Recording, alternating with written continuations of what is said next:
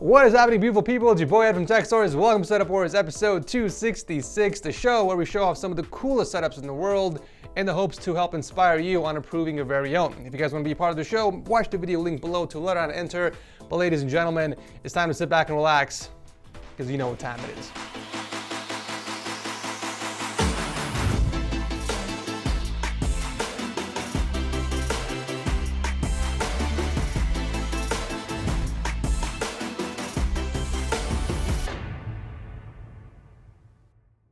People assume for some reason that I make all my money from YouTube when that is not the case. A good portion of my earnings are actually from other things as well, like real estate and investments. But I don't have the time to study the market and do the investments myself, so I have experienced people do it for me. Which is why I've partnered with today's sponsor, Titan, to let you guys know that you can also invest like a pro without any experience. Titan is a premier investment firm for the everyday investor. They offer the best investment experience in the world in a way that's accessible for all income levels. All it takes is $100 to get started on your journey towards wealth and savvy investing. What I like about Titan is that they built a mobile app and not an ETF or a mutual fund because it allows them to explain to you exactly what's happening and how they are managing your money.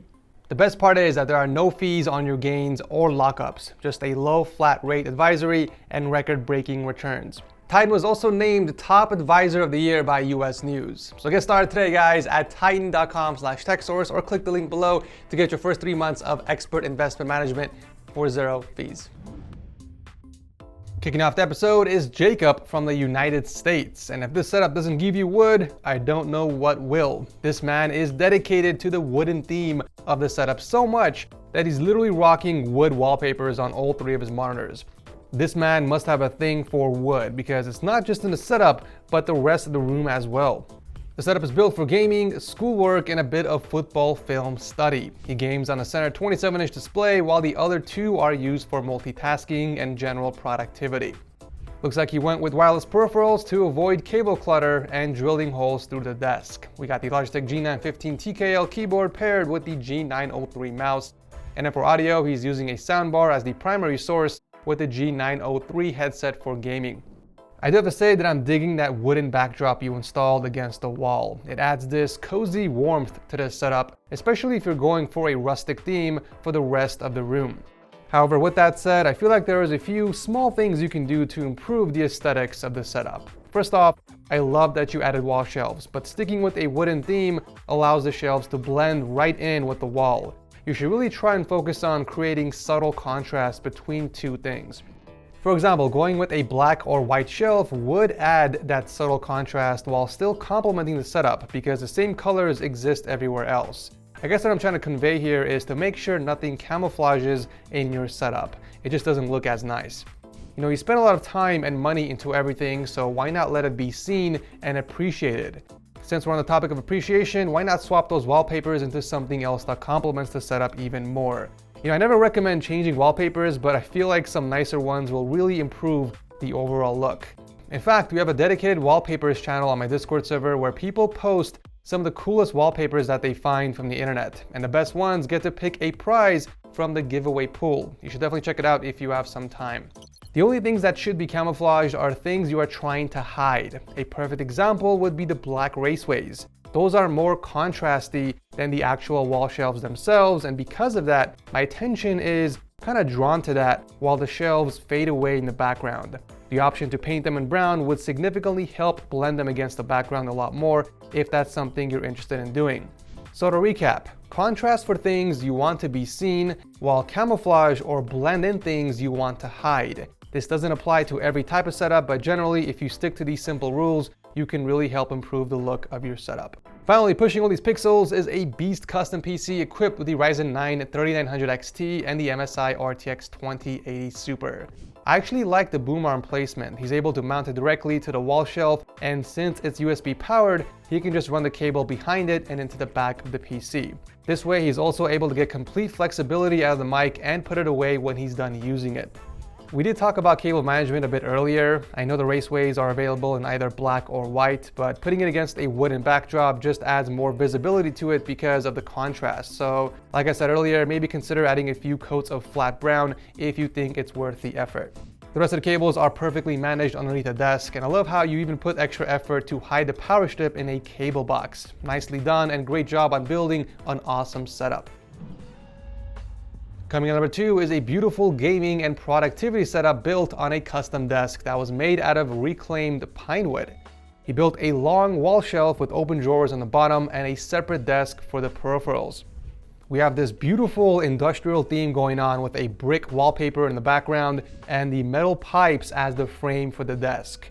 Can I just say something real quick? I feel like these metal cast pipes or Brooklyn pipes, whatever they're called, are super underrated and underappreciated. With the right creativity and planning, you can literally build anything you want out of these, and I feel like they just add so much versatility and function. I've seen a lot of really cool creations and custom mods made out of these pipes, and I encourage anyone watching to consider implementing these in their future projects, whether it's building a simple shelf or adding support for a desk. The possibilities are endless, especially if you decide to paint them. Anyways, back to the setup. So Jason is self-employed and works from home, so he had to build a setup where he can game and work on his music production. We got a stacked layout with a 27-inch 144Hz up top and a 32-inch curved on the bottom as the main display. Looks like the separate table is used to store all of his peripherals. From the music production and streaming side, we have a full-size MIDI keyboard along with an Elgato Stream Deck and the Go XLR Mini. From the gaming side, we have the Redragon K586 keyboard and a Basilisk X wireless mouse from Razer. My only concern would be the small amount of mouse space during gaming, but from the list of games you provided, it doesn't look like you play anything competitive, so it's not a big deal. I love seeing more of those pipes being used for other stuff like his speaker stands and even some other parts of his room like his floating shelf underneath his TV. This is actually a really clever way of doing a floating desk as well using these tubes. If you're going with a larger surface, just do what Jason did, but go with an extra support in the middle and you should be good to go. Aside from the speakers, he does own the DT770 Pros for monitoring audio and a Rode NT1 microphone for input. Underneath the desk, we have a mini fridge on one side and the custom PC on the other. We got the 6700K processor paired with an EVGA GTX 1070. It was definitely refreshing to see a setup built with these pipes, and I hope to see more of these on the show. Thank you, Jason, for sharing this with us. Coming in at number 3 is Michael from Canada, and no, not the admin from my Discord server. This Michael is only 14 and he's already rocking a sick quad display setup that will surely bring tears to most of the adults watching this video. He might not have an occupation, but he sure as hell has dreams. Dreams to be a popular streamer one day. I love the purpose of the setup. He wrote gaming, schoolwork, and flexing. So Michael is rocking a 28-inch 4K monitor up top with 3 different 27-inch monitors underneath. The one he games on mostly is the 240Hz 1080p panel from BenQ that's in the middle. I don't know what keyboard he's using since he didn't state that in the notes, but he does use the Logitech G Pro Wireless with a gigantic mouse pad. It's more of a desk pad actually, but I just don't see the point in going with something that large, especially when part of it is hanging off the desk. The setup doesn't use any speakers, so he relies on the Logitech G Pro X's for gaming and watching content. The mic placement is quite genius. Clamping it to the actual monitor arm gives it more of a reach, and it just looks nice from the front. He's got the mic on the right and the webcam setup on the left, and I can't tell if the tripod is sitting on his PC or if it's leaning against the monitor, but either way, I would pick up a magic arm and clamp it against the monitor mount itself, just like you did with your microphone, if you want to add more flexibility to it. And while we're here, I guess we can take a look at the PC powering the setup. It looks like a Dell pre-built, but it's got some nice specs in here. A 9900K paired with an OEM RTX 2080. Damn, must be nice. Clearly money wasn't a big issue here, considering the specs of the PC and the rest of the gear, so why not just toss another 9 nanoleaf panels on the right side for symmetry reasons? All jokes aside, I hope you don't take this setup for granted and you continue to strive for your goals later in life. You know, sometimes when we are given things so easily, we tend to adjust to that lifestyle and expect it more often than not. And as a result, we just don't try hard enough in life. Either way, I think this is a pretty badass setup for a 14-year-old. It's nice to see that you care about the cable management and are taking great care of the setup. Thank you, Michael, for sharing this with us. Holy Star Wars Batman, do we have a bigger Star Wars fan than Ryan to ever come on the show? I think not. You know how you can tell someone's a huge Star Wars fan? Not by the wallpapers or the posters on the wall, but with the lightsabers. I count 5 against the wall, but he probably has more tucked away somewhere else. So Ryan is a software slash web slash mobile app developer from South Florida that built this setup for quite a few reasons.